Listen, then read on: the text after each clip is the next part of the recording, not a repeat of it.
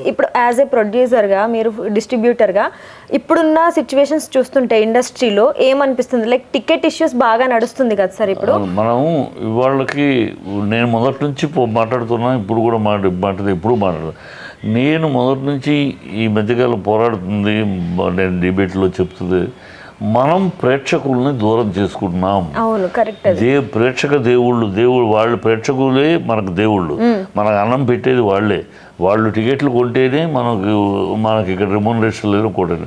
So ఆ ప్రేక్షక దేవుళ్ళని రోజు రోజుకి దూరం చేసుకుంటున్నాం. గతంలో థియేటర్లో 3 భాగాలు ఉన్నాయి: నేల, బెంచి, రిజర్వ్డ్.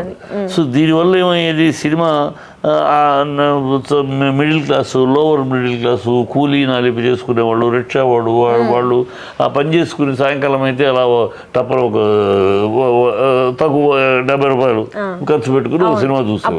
50 రూపాయలు 3 స్టేజీలు, 50, 80, 100 ఇట్లా ఉండేవి. 50, 70, 100. సో 50కి వెళ్ళేవాడు, 70కి వెళ్ళేవాడు ఇచ్చేవాడు. 100కి 100 పైకి వెళ్ళేవాడు, పైన ఉన్నవాడు వెళ్ళేవాడు, కారులో వచ్చేవాడు. వీళ్ళు మామూలు మన ఆడియన్స్ ఎవరు? మొదటి నుంచి నేను అడుగుతున్న ప్రశ్న అందరినీ కూడా, మన ఆడియన్స్ ఎవరు? ఈ రిజర్వ్డ్ క్లాస్ మన ఆడియన్సా? ఇవాళ రోజుల్లో ఈ రిజర్వ్డ్ క్లాస్ మన ఆడియన్స్ కాదు. వాళ్ళు ఇంట్లో చేసుకుని థియేటర్ వేసుకుని ఇంట్లో చూసుకుంటారు. వాడు థియేటర్కి వచ్చి కూర్చొని చూసే ఇది లేదు. ఇంట్లో చూస్తాడు, ఇంటర్వల్ దాకా చూస్తాడు, మళ్ళీ వేసుకుని చూస్తాడు. ఆ క్లాసు మనకు రెగ్యులర్ ఆడియన్స్ కాదు. మన రెగ్యులర్ ఆడియన్స్ ఎవరంటే లోవర్ క్లాస్, మిడిల్ క్లాస్, ఉద్యోగస్తులు, లేబర్. వీళ్ళే ఉద్యోగస్తులు ఉన్నారు. వారం జాబు, వారం అవగానే ఆ సాటర్డే సండే భార్య బిడ్డలు అందరూ కలిసి ఒక సినిమాకి వెళ్తారు. రెగ్యులర్గా వెళ్తారు. వాళ్ళకి సినిమా వెళ్ళటం అనేది ఒక రెగ్యులర్. సో వాళ్ళని దూరం చేసుకున్న వాడు ఇదివరకు ఏంటి, ఒక సినిమాకి వెళ్ళాలంటే వాళ్ళు 80 రూపాయల టికెట్ లేదా తీసుకున్నాం, 100 రూపాయలు తీసుకున్నాం, భార్య భర్త 2 బిడ్డలు 400 వెళ్ళి రాను. ఒక 500లో అక్కడే తింటే ఇంకో 100, 600 అయిపోయేది. ఒక వారానికి 600 అంటే 4 వారాలకి 4 వారాలు 2500. వాడు ఒక 15,000 20,000 ఉద్యోగస్తుడు. ఆ 15,000 20,000 ఉద్యోగంలో వాడి ఇంటి అద్దె, పిల్లల చదువు, ఈ ఎంటర్టైన్మెంట్కి ఒక 2,000 ఖర్చు పెట్టగలడు, పెడతాడు ధైర్యంగా. కానీ ఇప్పుడేమవుతుంది, టికెట్ 250 రూపాయలు. వాడు నలుగురితో రావాలంటే 1000 రూపాయలు. 1000 రూపాయలు అలా పెరిగింది. 1000 రూపాయలకి ఖర్చు. సో వాడేమయ్యాడు, నెలకు 4 సినిమాలు వచ్చే బదులు 2 సినిమాలకి తగ్గాడు. 2 సినిమాలు తగ్గాడు. ఇవాళ ఇంకా పెంచుతూ ఉంటే వాడు 2 నుంచి అసలు రాట్లా. బాగుంది చూడక తప్పదంటే వెళ్తున్నాడు, లేకపోతే ఓటీటీలో వచ్చేస్తుంది కదా. అవును, అయినా ఈ మధ్య 2 రోజులకి 3 రోజులకి ఓటీటీలో రిలీజ్ అవుతుంది. థియేటర్లో ఆడుతుండగానే ఓటీటీలో వచ్చేస్తాయి, అప్పుడు చూసుకోవచ్చులే అని. సో ప్రొడ్యూసర్స్ నష్టపోతున్నారు కదా. అసలు ఆడియన్స్ థియేటర్కి రాకపోతే మనం తీసేది దేనికి సినిమా? అవును, ఓటీటీలో ఇటాన్ని తీయట్లేదు. ఓటీటీలో తర్వాత రావద్దు. మనం తీసే సినిమా మన ఆడియన్స్ రావాలి, థియేటర్కి రావాలి, మన సినిమాని ఎంజాయ్ చేయాలి అని చెప్పి మనం చూసుకో. రేట్లు పెంచి వాడిని పక్కదారి పట్టేస్తున్నారు. అది వెనక్కి రావాలి. మళ్ళీ ఈ 3 క్లాసులు తీసుకురావడం, నేల బెంచీలాగా, నేల లేకపోయినా నేల బదులు బెంచీలు, కుర్చీలు, సోఫాలు, 3 క్లాసులు తీసుకొస్తే, అందుకని ఆ రోజుల్లో యావరేజ్, అబవ్ యావరేజ్, హిట్ ఇలా 3 ఉండేవి. యావరేజ్ సినిమా కూడా బతికి పట్టకట్టేది. బాగుంది పర్వాలేదంటే కూడా వాళ్ళు ఆ కింద క్లాస్ అంతా ఫుల్ అయిపోయేది. సో కలెక్షన్ కనపడేది, వాళ్ళు కాస్త సేవ్ అయ్యేవారు. అబవ్ యావరేజ్ అంటే రూపాయి చూసేవారు. హిట్ అంటే బ్రహ్మాండం కూడా. ఇవాళ అసలు ఆ క్లాసే లేదు. లేకపోతే అయితే హిట్ లేకపోతే ఫట్. అసలు ఏ సినిమాలు ఎప్పుడు రిలీజ్ అవుతుంది, రిలీజ్ అయిన సాయంకాలానికి లేదంటున్నారు. అవును, ఆ యావరేజ్ అబవ్ యావరేజ్ క్లాసును మనం పోగొట్టుకున్నాము. ఆ సెటప్ను పోగొట్టడం వల్ల ఎవరికి నష్టం? మనకే నష్టం. అంటే హీరో సినిమాలకు బాధలేదు, పెద్ద హీరో సినిమాలకు బాధలేదు, వాళ్ళది ఎట్లాగైనా కొట్టుకుపోతుంది. ఇండస్ట్రీని మొత్తాన్ని బతికిస్తున్నది ఈ హీరోల సినిమాలా కాదు. వీళ్ళ హీరోలు అందరూ కలిసి, నేను హీరోలతో సినిమా తీశాను కానీ అందుగా హీరో వ్యతిరేకం కాదు. హీరోలు అందరూ కలిసి సంవత్సరానికి 20 సినిమాలు, లేదు మ్యాక్సిమం 25 సినిమాలు. కానీ ఈ 25 సినిమాల ఇండస్ట్రీకి అన్నం పెట్టట్లా. ఈ 24 క్రాఫ్ట్లకి అన్నం పెడుతున్నది చిన్న సినిమాలు. 200 చిన్న సినిమాలు. ఆ సినిమాలు తీసేవాళ్ళే, ఆ 200 మంది చిన్న సినిమాలు తీసేవాళ్ళే ఇంతమందికి ఉద్యోగం కల్పిస్తున్నారు, వాళ్ళకి అన్నం పెడుతున్నారు. అవి కాపాడుకోవాలంటే ఇక్కడ థియేటర్ దగ్గర ఒక సిస్టమ్ కావాలి. ఆ పెద్ద సినిమాకి వాడు థియేటర్ రెంటే రాని పర్సంటేజ్లో వేయాలి. పెద్ద సినిమాలకి రెంట్ ఇచ్చుకుంటాడు, చిన్న సినిమాలు రెంట్ ఎక్కడ ఇచ్చుకుంటే పర్సంటేజ్లో వేయాలి. ఈ 3 క్లాసులు పెడితే పర్సంటేజ్లో పెట్టినప్పుడు షేర్ వస్తుంది. ఇవన్నీ చేయాల్సిన అవసరాలు ఉన్నాయి. 12 వారాలు చిన్న సినిమాలకి ఖచ్చితంగా ఇవ్వాలనే రూలు థియేటర్స్లో పెట్టాలి. లేకపోతే సీజన్స్లో ఉన్న చిన్న సినిమాలకి ఇప్పుడు వస్తున్నాయిలే. సీజన్స్లో Sankranti season, summer season, Deepavali season, ఈ సీజన్లో పెద్ద సినిమాలే, చిన్న సినిమాలు బతుకుండదు. సో ఖచ్చితంగా 12 ధైర్యం చేయట్లేదంటే ఎట్లా నలిగిపో థియేటర్లే ఉండవమ్మా, థియేటర్లే ఉండవు. థియేటర్లే 3 సినిమాలు హీరోలు రిలీజ్ అయినంటే మొత్తం థియేటర్ బ్లాక్ అని. అది కాకుండా అందుకని 12 వారాలు ప్రతి థియేటర్ కూడా ప్రతి 12 వారాలు సంవత్సరంలో చిన్న సినిమాలకి ఇవ్వాలి అనే చట్టం అడుగుతున్నాం. అవి రావాలి. అవన్నీ వస్తే ఏమవుతుందంటే ఏ సీజన్లో కూడా చిన్న సినిమాకు కూడా థియేటర్ ఉంటుంది, ఆ రూల్ ఉంది కనుక. సో ఇవన్నీ అందరికీ సమాన హక్కు ఉండాలి ఈ ఫీల్డ్ లో అని అంటున్నారు. టికెట్లు రేటు పెరగటం అనే దాంట్లో నేను అభ్యంతరం. అయితే ఈ టాపిక్ లాస్ట్ టైం ఉన్న గవర్నమెంట్ దగ్గరికి వెళ్ళి సినిమా ఇండస్ట్రీ వాళ్ళందరూ మాట్లాడడం జరిగింది. ఆ గవర్నమెంట్ ఎలాంటి యాక్షన్ తీసుకోకపోగా కొంచెం వాళ్ళు ఇన్సల్ట్ చేసినట్టు బిహేవ్ చేసింది అని టాపిక్ బయటకు వచ్చింది. ఇప్పుడు కూడా మళ్ళీ ఈ సీఎం తో డిప్యూటీ సీఎం తో మీటింగ్ అయింది కదా సార్. సినిమా ఫీల్డ్లో అది ఊరినే ఒక దుమారంగా మాట్లాడింది తప్పితే అది నేను ఏమీ గత ప్రభుత్వం ఒక్క రాజశేఖర్ రెడ్డి గారి పీరియడ్లో తప్పితే సినిమా ఫీల్డ్కి ఏ ప్రభుత్వం ఏమీ చేయలేదు. అంటే ఇప్పుడున్న ప్రభుత్వం కూడా ఏమీ చేయలేదు, దొరకేమీ చేయలేదు. ఇప్పుడు చేయదంటున్నారు. ఇప్పుడు చూడాలి. ఇప్పుడు మొన్ననే మీటింగ్ అయింది సినిమా ఫీల్డ్లో టికెట్లు రేట్లు బెనిఫిషియల్ వేయించడానికి పర్మిషన్ ఇవ్వటం గొప్ప కాదమ్మా.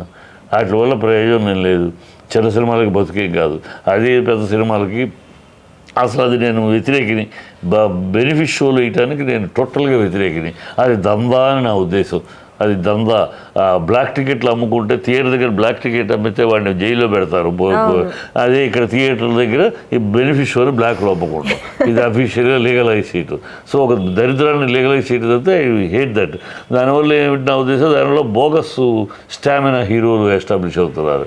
దాని గతంలో ఉన్నప్పుడు ఏంటి, వాడు ఒక సినిమా వరుస మొత్తం ఈ బెనిఫిషియల్ వేసేసి ఇన్ని కోట్లు 3 రోజుల్లో ఆదాయం ఇన్ని కోట్లు ఫస్ట్గా చూపించేసేసి ఇది బోగస్ బెనిఫిషియల్ చూపించేసి వాడు కోట్లు అడుగుతున్నాడు. అందరూ కోట్లే, అందరూ ప్రతి హీరో కోట్లే. ఇప్పుడు ఏమయ్యారు మరి 2 ఏళ్ళకి బెనిఫిషియల్ లేవు. ఇప్పుడు ఏమయ్యారు, అందరూ కోట్లు అడిగిన హీరోలు అందరూ ఏమయ్యారు? ఓన్లీ స్టామినా ఉన్న 4-5 హీరోలు నిలబడ్డారు. మిగతా వాళ్ళు ఏరి ఏ ప్రొడ్యూసర్లు ఎదుక్కుంటారు. అందుకని అన్న బెనిఫిషియల్ వల్ల డూప్లికేట్ బోగస్ స్టామినా ఎస్టాబ్లిష్ అవుతుంది అంతే, ఒరిజినల్ స్టామినా కాదు. ఒరిజినల్ స్టామినా ఇప్పుడు కనపడుతుంది, ఎప్పుడైతే బెనిఫిషియల్ ఇప్పుడు కనపడుతుంది. సో ఇవి వీటి వల్ల కాదు. రేట్లు గత ప్రభుత్వం రేట్లు తగ్గించమని అడిగింది మనమే. ప్రభుత్వాల మీద నిందలు వేయకూడదు. రాజకీయాల కోసం మాట్లాడేవాళ్ళు మాట్లాడరు. గత ప్రభుత్వం ఏంటి, దాసనారాయణరావు గారి పీరియడ్ నుంచి కూడా రేట్లు తగ్గించాలని అడుగుతూ ఉన్నాం. ఒక స్పందించి ఓన్లీ ఈయన తర్వాత రాజశేఖర్ రెడ్డి, ఈయన జగన్ మనం అడిగింది రేట్లు తగ్గించమని. రేట్లు పెరిగిపోతున్నాయి, ఇది మనం అడిగాం. బెనిఫిషియల్ వద్దని మనం అడిగిందే బెనిఫిషియల్ రద్దు చేశాడు. టికెట్లు పెంచుకుంటానికి అడిగాం. అడిగితే ఒక కండిషన్ పెట్టాడు అతను. ప్రభుత్వం కండిషన్ పెట్టి ఏమని, మీరు 100 కోట్లు ఖర్చు సినిమా అంటున్నారు. మీ 100 కోట్లలో మీరు సినిమాకి ఎంత ఖర్చు పెట్టారు? మీ hero remuneration, heroine remuneration, director remuneration, cameraman remuneration 70 కోట్లు అవుతున్నాయి. 70 కోట్లు సినిమాకి, 30 కోట్లు సినిమాకి ఖర్చు పెట్టి 70 కోట్లు మీరు రెమ్యునరేషన్స్ తీసుకుని 100 కోట్లు ఖర్చు అయింది సినిమాకి ఇవ్వండి అంటే ఎట్లా? 100 కోట్లు సినిమాకి ఖర్చు పెట్టిన సినిమా నేను ఇస్తాను అన్నాడు ప్రభుత్వం. అలాగే ఇచ్చాడు, ఆర్ఆర్కి ఇచ్చాడు. 100 కోట్ల పై సినిమాకి ప్రభాస్ సినిమాకి ఇచ్చారు, రాజమౌళి సినిమాకి ఇచ్చారు. 100 కోట్ల పై చిలుకు సినిమాకి ఇచ్చారు. ఏమన్నది ఇచ్చారు. అది కరెక్ట్. 100 కోట్లు ప్రతి సినిమా 100 కోట్లు అని అంటే నేను సమర్థిస్తాను. Correct point. ప్రభుత్వం పెట్టిన మాట కరెక్ట్. 100 కోట్లు సినిమా ఖర్చు పెట్టింది అడగండి. మీ రెమ్యునరేషన్ తీసుకుని మేము ఎక్కువ రెమ్యునరేషన్ తీసుకుంటున్నాం, మాకు ఇవ్వమంటే ప్రజల నుంచి ఇవ్వమంటే ఎట్లా? అది మీరు రెమ్యునరేషన్ ఎందుకు అంతంత మీరు తీసుకుంటే వల్ల బడ్జెట్ పెరిగింది. 70 కోట్లు రెమ్యునరేషన్లో 30 కోట్ల సినిమాకి మాది 100 కోట్ల సినిమా అంటే కరెక్ట్ కాదు కదా. అది ప్రభుత్వం చెప్పింది కరెక్ట్. అది ఆ రోజు కూడా సమర్థించారు, ఇది కరెక్ట్. నిజమైన 100 కోట్లు సినిమాకి ఖర్చు పెట్టిన వాళ్ళు అడిగే అర్హత ఉంది. సినిమాకి ఖర్చు పెట్టాం, ఇవాళ ఉంది కేల్కి అడిగే అధికారం ఉంది. సినిమాకి 100 కోట్ల పైన 100 కోట్లు సినిమాకే ఖర్చు పెట్టారు. ప్రభాస్ కూడా రెమ్యూనరేషన్స్ ఎక్కువ తీసుకుంటున్నాడు. ఎంత తీసుకున్నా 600 కోట్లు సినిమాకి అయింది. వీళ్ళు 100 కోట్లు ఖచ్చితంగా సినిమా కనపడుతుంది కదా, సినిమా ఖర్చు పెట్టింది. ఆ 100 కోట్లు సినిమా ఖర్చు పెట్టా మాకు 300 కోట్లు అయింది, లేదా 500 కోట్లు అయింది. టికెట్స్ కూడా కాస్ట్ ఎక్కువ ఉన్నాయి కదా సార్, కాస్ట్ బాగా అమ్మారు. అని ఆయన్ని పర్మిషన్ తీసుకుని హక్కు 100 కోట్ల పై దగ్గర ఒక వారం రోజులకు అడిగారు. ఓకే, దాంట్లో బెనిఫిషియల్ అనేది నేను అప్పుడు ఇప్పుడు వ్యతిరేకిన. అందుకే బెనిఫిషియల్ గురించి విమర్శించాను నేను. టికెట్ల దాని గురించి నేను విమర్శించాల. టికెట్లు పెంచుకుంటూ ఆ హక్కు వాళ్ళకు ఉంది. 100 కోట్లు సినిమా ఖర్చు పెట్టారు కనుక, 100 కోట్ల పైచీలకు సినిమా కోసమే ఖర్చు పెట్టారు కనుక దే గాట్ రైట్ అడగడానికి. మేము ఖర్చు పెట్టాం, మాకు కొంచెం ఫెసిలిటీ ఇవ్వండి. తప్పలేదు. ఇప్పుడు ట్రెండ్ కూడా నడుస్తుంది కదా సార్, మళ్ళీ పాత సినిమాలను ఇప్పుడు రిలీజ్లు చేస్తున్నారు. అంటే అప్పుడు ఫ్లాప్ అయిన సినిమాలు ఇప్పుడు హిట్ అవుతున్నాయి కొన్ని.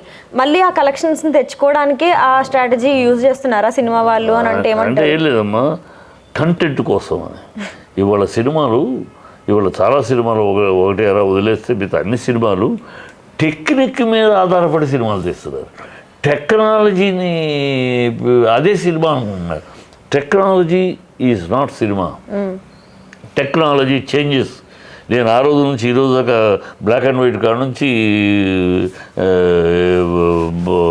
పనిచేస్తున్నాను. 70లో క్లాప్ కొట్టాను 8 సంవత్సరాలు.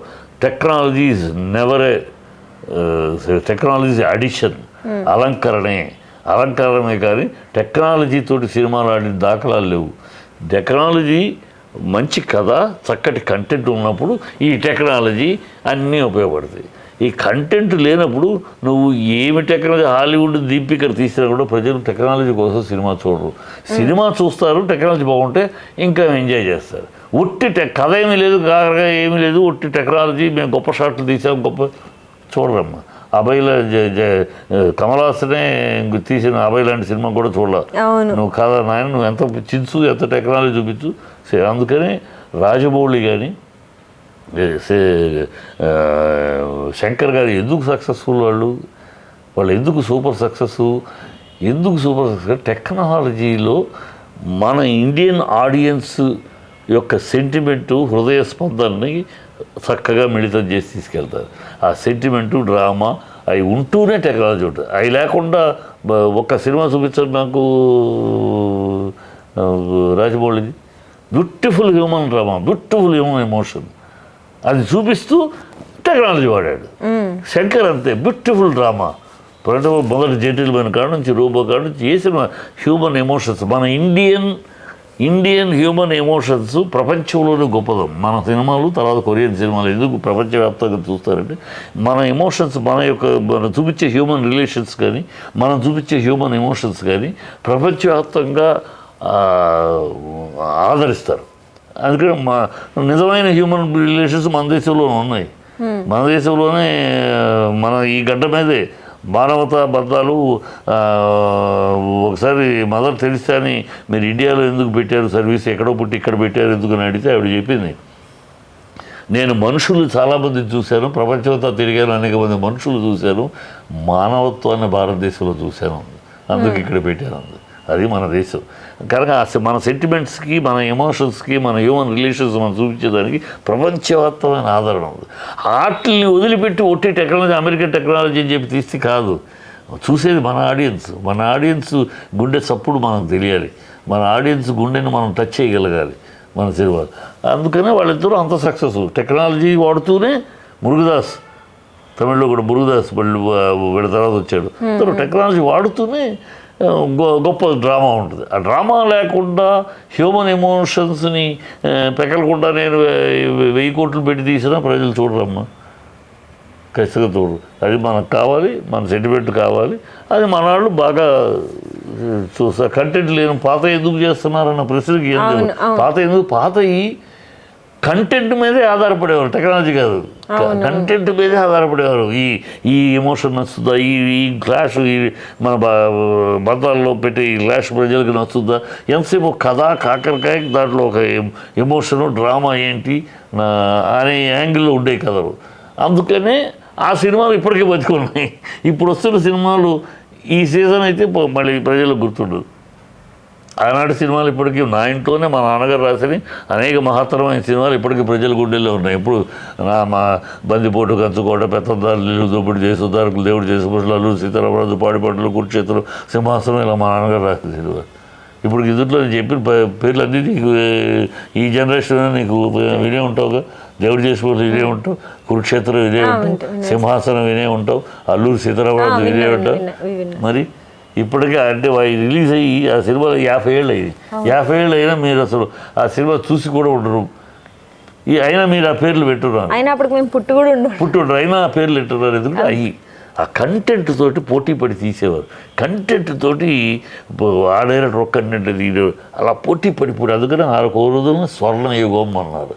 స్వర్ణయుగం అని ఆ రోజులను ఎందుకన్నారు, గోల్డెన్ ఎరా ఎందుకన్నారు. ఇప్పుడు అంటే ఇప్పుడేం తక్కువని కాదు, ఇప్పుడు ఎక్కువ టెక్నాలజీ మీద ఆధారపడి తీసేస్తున్నారు. టెక్నాలజీ అయిపోతుంది కాబట్టి అది ఈజీ అయిపోతుంది. టెక్నాలజీ మనకు available. Technology changes for every decade. ఒకప్పుడు హ్యారీఫ్లెక్స్, ఇప్పుడు ఏం కెమెరా, ఒక టెక్నాలజీ అని ఎవ్రీ డికేడ్ మారిపోతూ ఉంటుంది. ఇవాళ టెక్నాలజీ అప్గ్రేడ్ అయిపోతూ ఉంటుంది. So technology always changes it's colours. So మన కంటెంట్ మాత్రం ఆల్వేస్ టచింగ్ ద హార్ట్. ప్రేక్షకుల యొక్క హృదయాలను నువ్వు తట్టగలిగినప్పుడే, ప్రేక్షకుల హృదయాలను నువ్వు అలా కెలకగలిగినప్పుడే నీ సినిమా. ఆ కంటెంట్ ఉన్నప్పుడే సినిమా, లేనప్పుడు అది చూసి ఓకే అని వెళ్ళిపోతారు. అంతే, పెద్ద బడి పట్టించుకోరు.